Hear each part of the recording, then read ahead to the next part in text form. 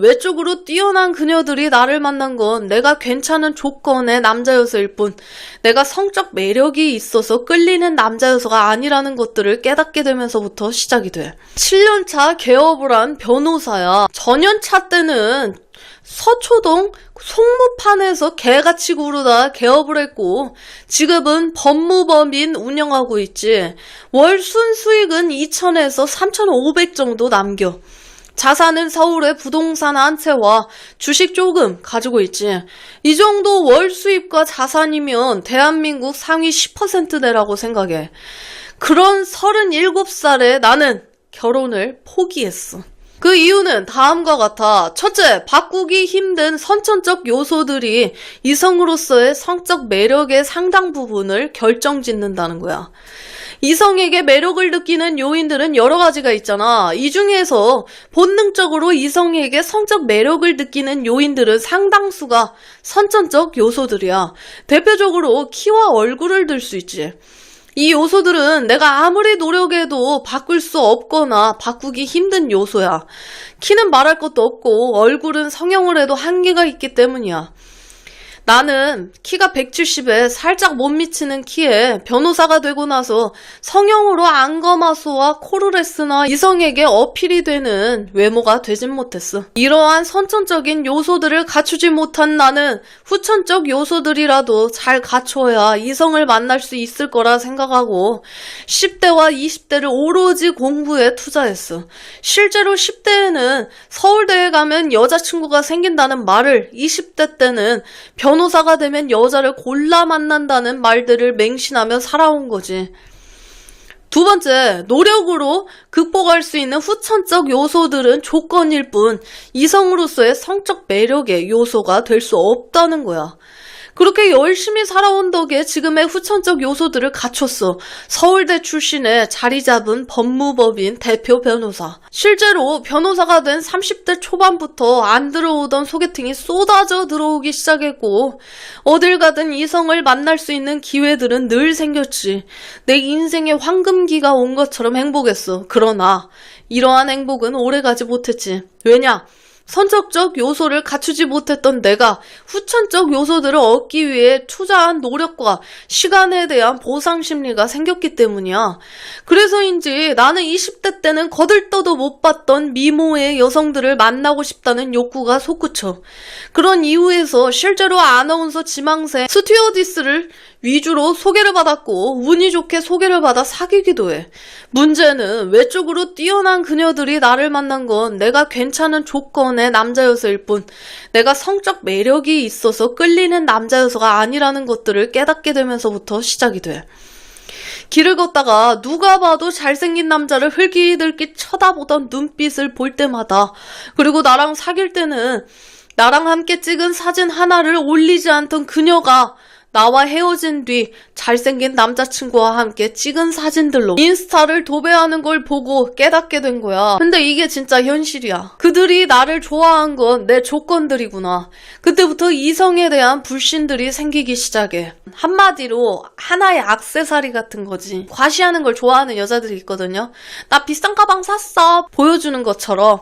나 이번에 남친 사귀었는데 서울대 출신의 법무법인 변호사야. 한 달에 3천 정도 번다? 그 정도였다는 것에 글쓴이분은 너무 현타가 온 거지. 예쁜 여자를 만나고 싶은 보상 심리와 이에 걸맞지 못한 외모, 그리고 이걸 커버해주는 조건들과 열등감에 기인한 이성에 대한 불신들이 어우러진 복합적인 문제로 전이되기 시작한 것이야. 셋째, 결혼정보회사를 전전하면서 결혼을 포기하기로 했어. 나이 먹고 35살쯤 결혼정보회사를 갔어. 이제 예쁜 여자만 만나려고 하는 보상심리는 접어두고 정말 좋은 사람을 만나 결혼하고 싶은 욕구가 생겼기 때문이지. 나름의 의지를 갖고 매칭에 임하게 됐어. 하지만 결혼정보회사는 1군 결혼시장에서 패배한 2군들의 패자부활전이라는 걸 깨닫게 된 건 얼마 지나지 않아서부터였어. 고스펙의 결정사 회원들은 말 그대로 공정거래를 하러 온 사람들일 뿐 진정한 의미의 사랑의 기반을 둔 결혼을 하러 온 사람들이 아니야. 어차피 선천적 요소들을 제대로 갖추지 못한 이들이 오로지 후천적 요인들의 조건만으로 승부를 봐야 하는 시장이기 때문이지. 그렇게 17번 정도의 매칭과 만남이 있었지만 이성적 끌림을 전혀 느끼지 못한 사람들과 순전히 결혼을 위해 관계를 이어나가야 할 필요가 있나 싶은 생각이 들어. 그래서 나는 차라리 혼자 살겠다고 마음을 먹었고 이번 주말에 부모님께도 공표했어. 혼자 살면서 하고 싶은 거 먹고 싶은 거 다 누리면서 살겠다고 결심을 했어. 국제결혼은 생각도 안 하지. 3군 시장까지 가고 싶진 않거든. 그냥 조금 놓고 살면 나이 먹고서도 인연이라는 게 찾아오지 않겠나 하는 생각으로 살 거야. 댓글을 한번 읽어보도록 하겠습니다. 여자들은 자신감 없는 남자는 기가 막히게 파악하니까 매사에 자신감을 가지고 행동해야 하지. 가만히 앉아있는다고 인연이 찾아오지도 않아.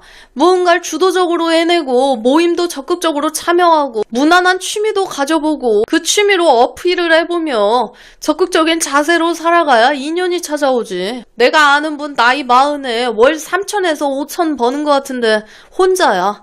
결혼하고 싶어 하는데 본인은 170이라 우기지만 더 작고 백종원 비슷하게 더 못생겼으면서 예쁘고 어리고 자신을 진심으로 사랑해주는 여자를 찾지. 진심만 빼도 잘하면 모르겠는데 여튼 자기 버는 돈이 있으니 장점만 생각하고 외모와 성격은 객관적으로 보기 힘들어.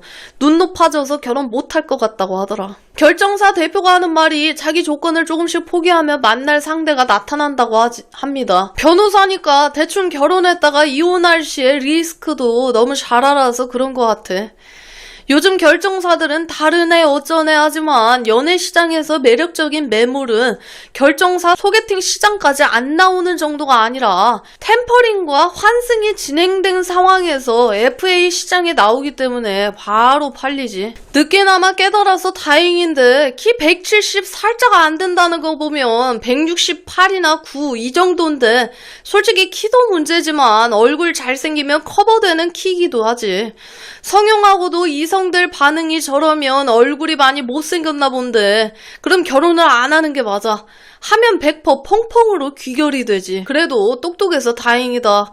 나중에 한 40 중후반 돼서 국제결혼 생각나겠지. 그때 다시 생각하면 되는 거야.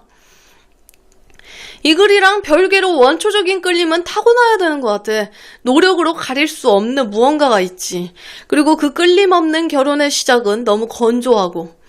근데 조건으로 엔간한 건 커버가 되는데 키는 얼굴 아니면 커버가 안 돼서 얼굴 안 되는데 키 작은 사람은 이상형에서 타협 많이 못하면 결혼 진짜 못하지. 이거는 키 크면 여자가 좋아한다는 게 아니고 조건이 맞으면 외모가 만족스럽지 않아도 키는 크니까 라며 타협 가능해지는 경우가 생긴다는 거야. 근데 생각해보면 모든 사람들이 다 조금씩 타협하고 상대를 만나도 사랑하는데 그게 좀 더 클 뿐이야. 이러면 괜찮은데 비슷하고 노력하고 성취한 사람하고 비교하면 뭐. 여자는 돈 보고 만났는데 사랑하길 바란다는 게 이상해. 나를 사랑해주는 이성이 있을지 없을지는 거울만 봐도 알 수 있을 텐데. 너무 뼈 때린다. 여러분들의 소중한 시청자 사연을 받고 있습니다. 살아오신 인생 이야기나 연애, 결혼에 대한 이야기를 아래 이메일 주소로 보내주시면 감사드리겠습니다.